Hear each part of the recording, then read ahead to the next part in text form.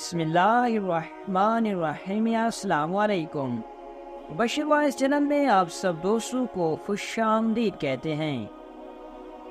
آدھی رات کا وقت ہو چکا تھا۔ صلاح الدین ایوبی جو کہ مستقبل کا سلطان تھا، اس پر ایک شاریہ نامی لڑکی نے بدکاری کا الزام لگا دیا تھا۔ قاضی ابن عرسون جو کہ سلطان کا استاد بھی تھا، صبح اس مقدمے کو سننے والا تھا۔ یہ الزام ایک عام انسان پر نہیں بلکہ ایک باصلاحیت اور با کردار انسان نجم الدین ایوب کے بیٹے صلاح الدین ایوبی پر ایک لڑکی نے لگایا تھا۔ قاضی ابن عرسون بہت پریشان تھا کہ اگر میرے شاگرد پر لگایا گیا الزام سچ ثابت ہو گیا تو میری ساری زندگی کی تعلیم اور دی گئی تربیت پر پانی پھر جائے گا۔ قاضی صاحب نے وضو کیا اور جائے نماز پر اللہ کے حضور سجدے میں گر گیا اور دعا کرنے لگا، اے میرے مالک، تیرے با کردار اور نیک بندے پر مشکل وقت آ پڑا ہے، تو اس کی اپنی غیبی مدد فرما اور اس کی عزت کی حفاظت فرما۔ بے شک تو ہی عزت دینے والا اور تو ہی ذلت دینے والا ہے۔ میرا دل نہیں مانتا کہ صلاح الدین ایوبی کسی کی طرف بری نظر بھی اٹھا کر دیکھے، لیکن دوسری طرف شاریہ نامی لڑکی پورے وثوق سے صلاح الدین ایوبی پر اتنا بڑا الزام لگا رہی ہے۔ دوستو، یہ واقعہ کچھ اس طرح ہے کہ صلاح الدین ایوبی جب سلطان نور الدین زنگی اپنی سلطنت پر قائم و دائم تھے، صلاح الدین ایوبی پر ایک شاریہ نامی لڑکے نے الزام لگایا کہ صلاح الدین ایوبی نے اسے اکیلے پا کر اس کے ساتھ زبردستی کرنے کی کوشش کی۔ تمام لوگ حیران تھے کہ سلطان اس طرح کا کام کر سکتا ہے۔ کسی کو یقین نہیں آتا تھا، کوئی کچھ بات کرتا اور کوئی کچھ بات کرتا۔ اگلی صبح سلطان نور الدین زنگی کی موجودگی میں قاضی ابن عرسون نے یہ مقدمہ سننا تھا اور صلاح الدین ایوبی پر فرد جرم عائد ہونے کے بعد سزا سنائی جانے والی تھی۔ صلاح الدین ایوبی رات کو ساری رات بخار میں تڑپتا رہا اور اللہ سے دعا کرتا رہا، اے میرے مالک، تو ہی میری مدد فرما، تو ہی بہتر جانتا ہے، تو ہی سب سے سچا ہے۔ صبح کا وقت ہوا، صلاح الدین ایوبی کا بخار زور سے تھا۔ صلاح الدین نے وضو کیا اور نماز کے لیے کھڑے ہو گئے۔ نماز ختم کرنے کے بعد اللہ کے حضور سجدے میں گر کر دعا مانگی اور کہا، اے میرے مالک، تو ہی میری عزت رکھنا۔ وہ دن نجم الدین ایوب خاندان کے لیے بہت ہی عجیب دن تھا۔ لوگ بڑے بےتابی سے اس لمحے کا انتظار کر رہے تھے کہ جب سلطان نور الدین زنگی کی موجودگی میں قاضی ابن عرسون اس مقدمے کو سنیں گے اور صلاح الدین ایوبی کے ساتھ کیا ہونے والا ہے۔ لوگوں کے ذہن میں مختلف سوالات تھے۔ سورج طلوع ہو چکا تھا۔ سلطان نور الدین زنگی اپنے دربار میں آ چکا تھا۔ اس کے بائیں جانب قاضی ابن عرسون کا تخت تھا اور نیچے صلاح الدین ایوبی ہاتھ باندھے کھڑا تھا۔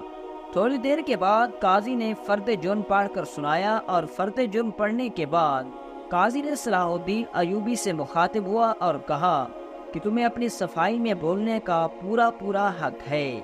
قاضی کی بات ختم ہوتے ہی صلاح الدین نے قاضی سے مخاطب ہوتے ہوئے کہا، قاضی صاحب، جس لڑکی کو میں نے دیکھا تک نہیں، اس کے ساتھ کچھ برا کرنے کے بارے میں سوچ بھی نہیں سکتا۔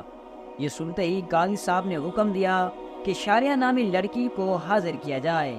جب وہ لڑکی دربار میں حاضر ہوئی تو لوگوں کی حیرت کی انتہا نہ رہی، کیونکہ اس لڑکی کا سارا جسم ڈھانپا ہوا تھا اور صرف آنکھیں وہ بھی بڑی مشکل سے دکھائی دے رہی تھی۔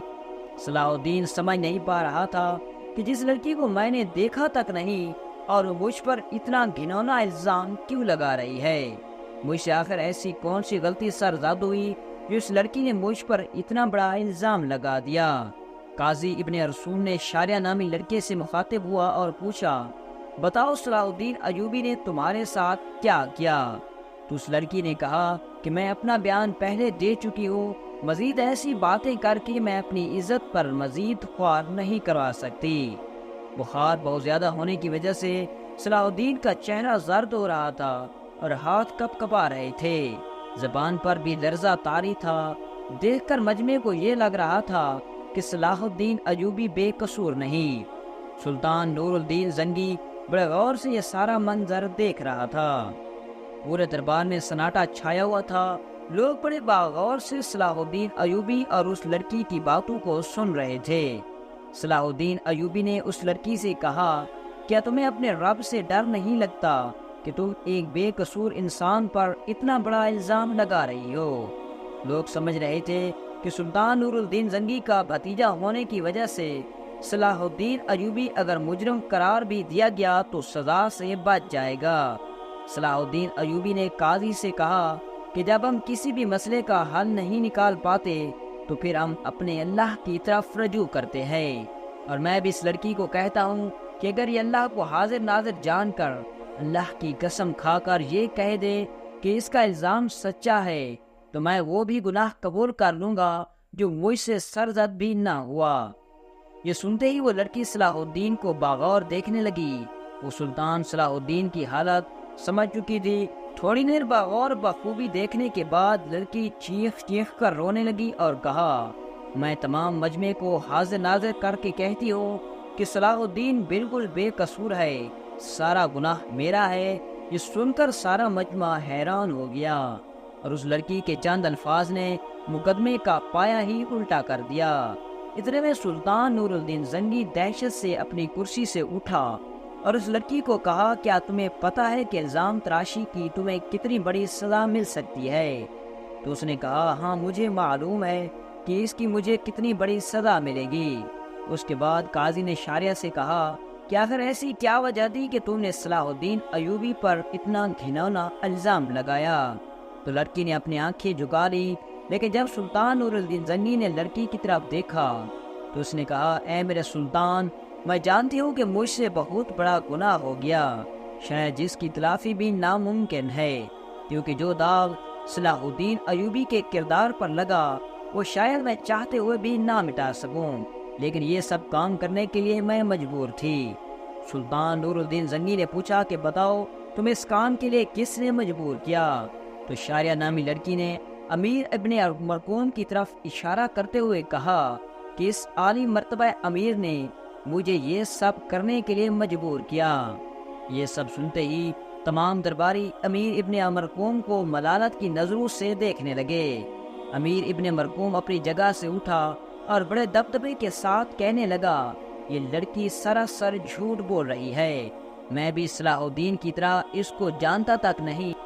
सुल्तान नूरुद्दीन जंगी ने कहा, कल मालूम हो जाएगा कि कौन बेगुनाह है और कौन गुनहगार। उसके बाद सुल्तान नूरुद्दीन जंगी ने शारिया नामी लड़की को अपने कमरे में बुलाया और पूछा कि बताओ असल माजरा क्या है? तो उसने कहा कि मैं एक तुर्की नयाद लड़की हूँ, एक जंग में मेरे माँ बाप मारे गए थे और मैं इस जालिम अमीर इब्ने मरकूम के हाथ लग गई थी। ये मुझ पर बेइंतहा तशद्दुद करता था और शाही कनीज जांच करने के बाद उस लड़की की पीठ पर कोड़ों के निशान भी दिखाई दिए गए। और इधर सुल्तान नूरुद्दीन जंगी के खास जासूसों ने शारिया और अमीर इब्ने मरकूम के बारे में सारी मालूमात इकट्ठी कर ली और उनके आपस के ताल्लुक को सुल्तान के सामने बेनकाब कर दिया। ये देखकर सुल्तान ने अगले दिन पूरे मजमे को एक जगह पर इकट्ठा होने की दावत दी।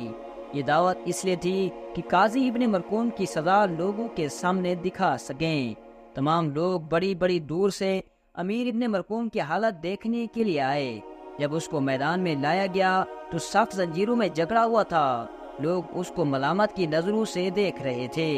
शरीयत के मुताबिक उससे 70 कोड़े मारे गए और उसके बाद सुल्तान नूरुद्दीन जंगी ने उसकी तमाम जायदाद जब्त कर ली, उसे शाही ओहदा भी ले लिया और उसकी तमाम जायदादें सलाहुद्दीन अयूबी को देने की दावत की। सलाहुद्दीन अयूबी ने ये कहते हुए ठुकरा दिया कि मैं किसी का माल अपने हिस्से में रहकर गाजिब बनना नहीं चाहता।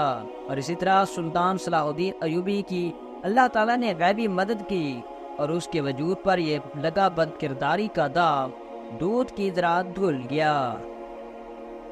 अल्लाह ताला से दुआ है कि अल्लाह ताला हमारे मुआशरे में ऐसा इंसाफ का निज़ाम कायम करे और हमारे हुक्मरानों को इसी तरह अपनी रियाया का ख्याल रखने की तौफीक अता फरमाए। दोस्तों, उम्मीद है कि आपको सुल्तान का ये किस्सा बहुत अच्छा लगा होगा।